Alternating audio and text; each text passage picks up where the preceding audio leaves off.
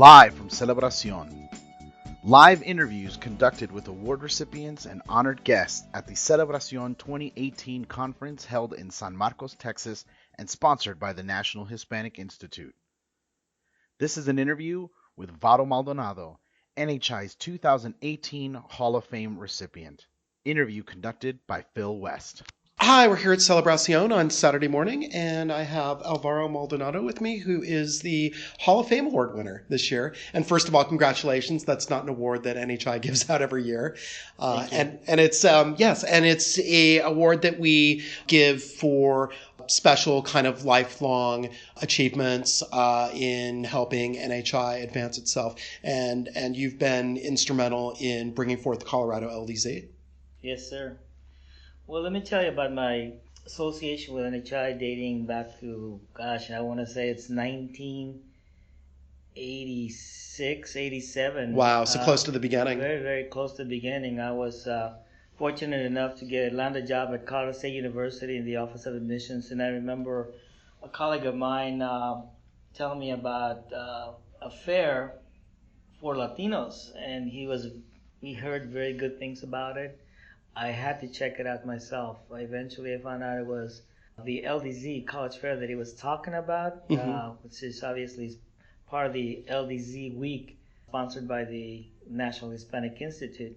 So I had a chance to attend one of the college fairs, and wow, I was blown away with the quality of students that were coming to my table, asking about, of course, Colorado State University, who I was representing, and so I was very curious about how this all worked out. I mean, I remember asking a lot of questions about who's in charge and how can we get a program like this going in Colorado. And where was that program that you were was at Southwestern University here in Georgetown. Oh, okay. That was the first college fair that I attended. Okay. And so after that, I actually, went home back to the university. I put together a team of community members and my director, some other university administrators, including the provost at the time, and we talked about bringing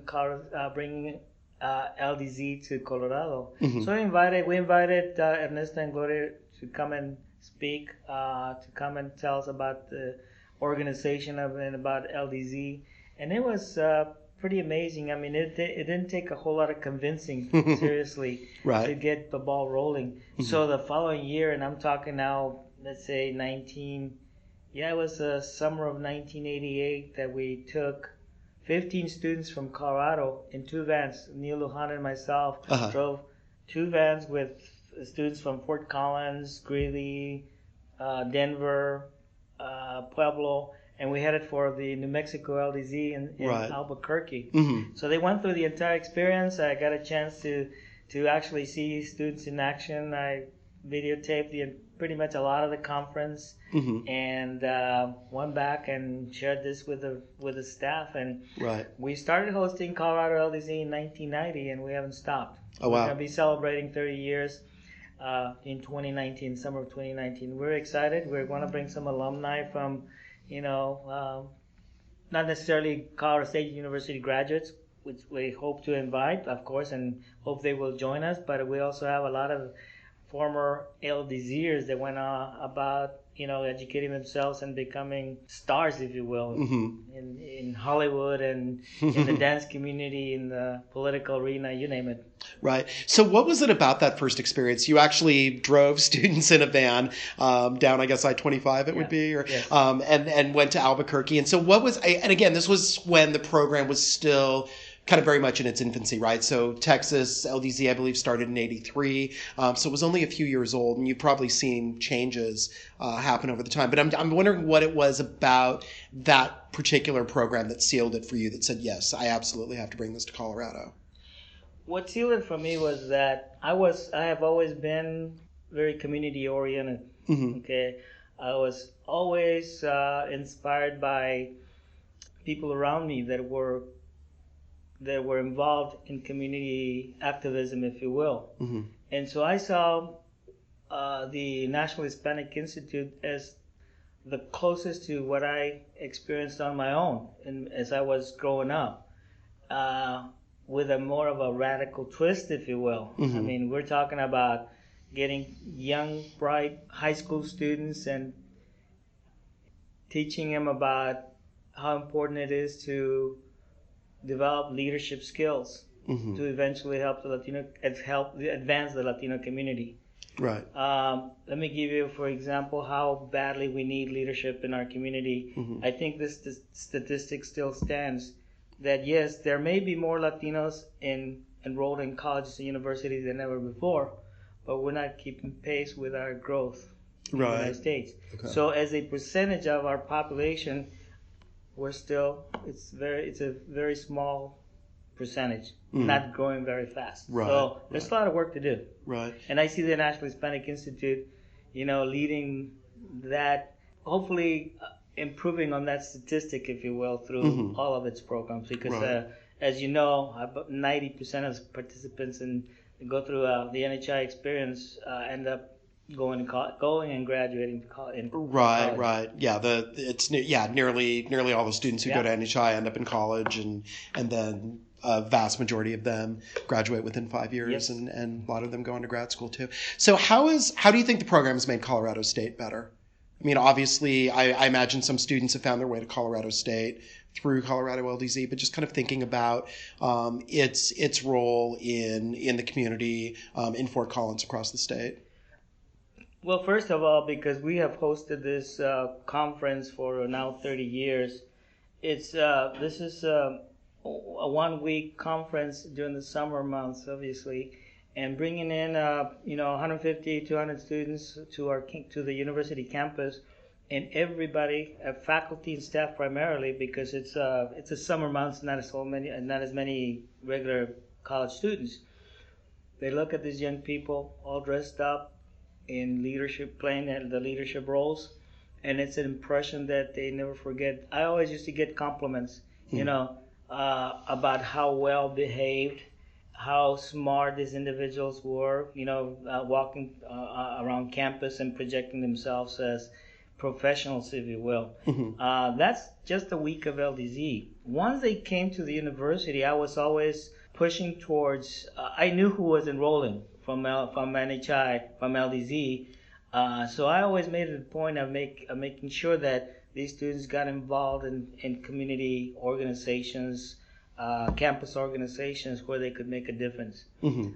So we ended up getting, former NHIers, if you will, putting together the Cinco de Mayo festivities as an example and making it happen. Right. And we had to, I'm not sure if it's still around, an NHI club, for example, that was probably one of the most effective organizations on the college campus.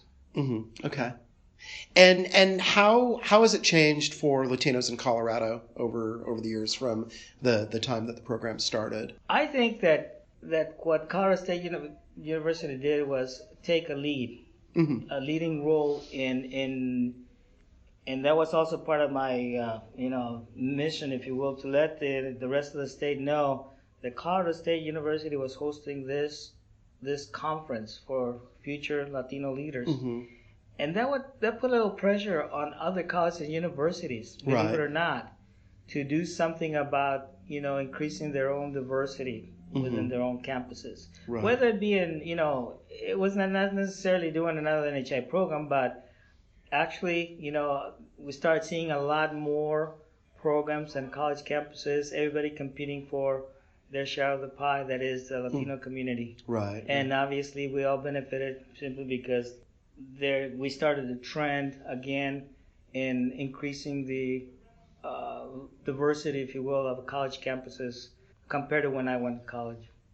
So what is it about the program over the years that has, in your opinion, made it still relevant for students, that's made it still something that students want to come back to year after year?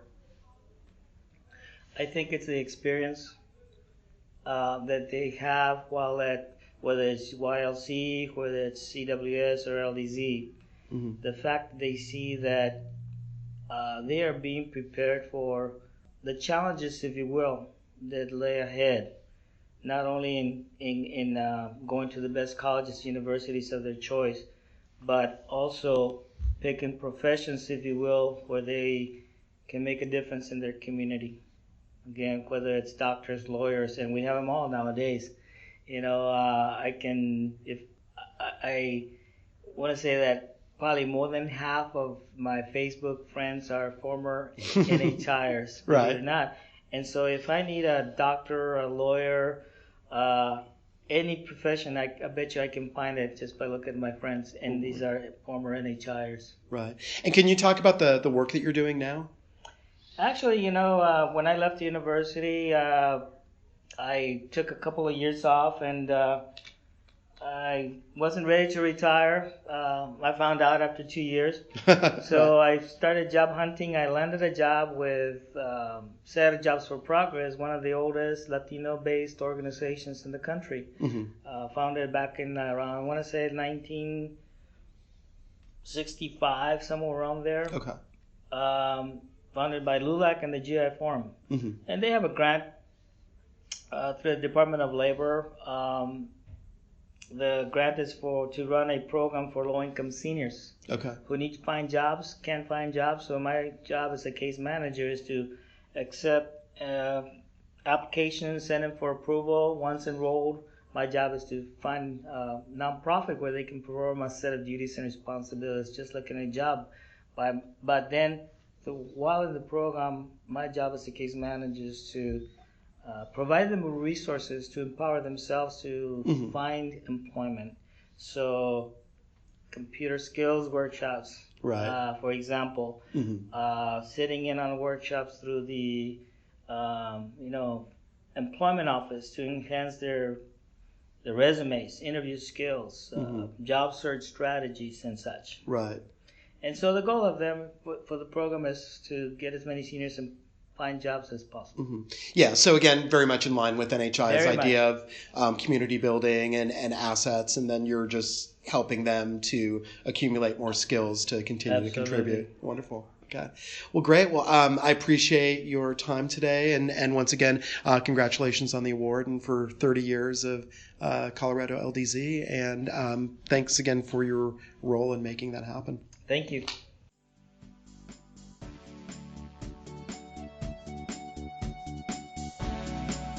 For more information on the National Hispanic Institute, visit our website, www.nationalhispanicinstitute.org. Music by Andres Cotto.